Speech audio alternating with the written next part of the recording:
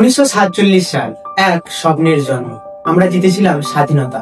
প্রতিজ্ঞা ছিল দেশ হবে ন্যায়ের, সমতার, নিরাপত্তা। কিন্তু আজ ৭৯ বছর পর আমাদের দেশ কোথায় দাঁড়িয়ে?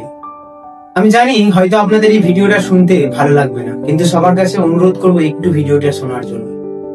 আমরা প্রতিদিন খবর খুললে চুরি, ডাকাতি, ধর্ষণ, দুর্নীতি আর মারামারি।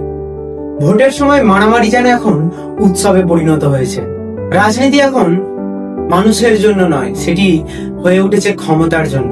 আর ভোট তো এখন সাধারণ মানুষের দেওয়া প্রয়োজনও পড়ছে না, কারণ ভোট দেওয়ার আগেই ঠিক হয়ে যাচ্ছে কোন দল জিতবে, কোন দলের নেতা কি মন্ত্রিত্ব নেবে।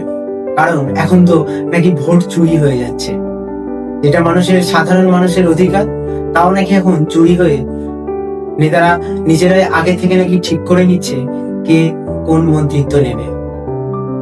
আজ ৭৯ বছর পরও সাধারণ মানুষ ঠিকভাবে খেতে পাচ্ছে না। কৃষকরা আত্মহত্যা করছে, আর যুবকেরা গ্র্যাজুয়েশন কমপ্লিট করার পরে, MA কমপ্লিট করার পরে, PhD কমপ্লিট করার পরে বেকার ভাবে ঘুরছে, হাতে ডিগ্রি নিয়ে, কিন্তু চাকরি নেই। শিক্ষক যিনি আগামী প্রজন্ম করবেন, তার নিয়োগেও চলছে দুর্নীতি। মেধা নয়, টাকা আর প্রভাব ঠিক করছে কে পড়াবে আমাদের ভবিষ্যৎ প্রজন্মকে, কে পড়াবে আমাদের বর্তমান প্রজন্মকে। আচ্ছা, নারীরা কি আদেও স্বাধীন? তাদের বাড়িতে, তাদের টিউশন, কলেজে, রাস্তায়, বাসে। স্বাধীনতার ৭৯ বছর পরও এ যেন আমাদের কাছে লজ্জা।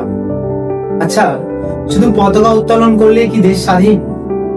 তবুও আমাদের আশা আছে, যতদিন সৎ মানুষ আছে ততদিন পরিবর্তনও সম্ভব, যদি আমরা সকলে এক হয়ে চাই। ৭৯ বছর পরও লড়াই এখনো শেষ হয়নি। এ লড়াই চলছে, এ লড়াই আমাদেরকেই শেষ করতে হবে। আমাদের নতুন করে দেশকে স্বাধীন করতে হবে।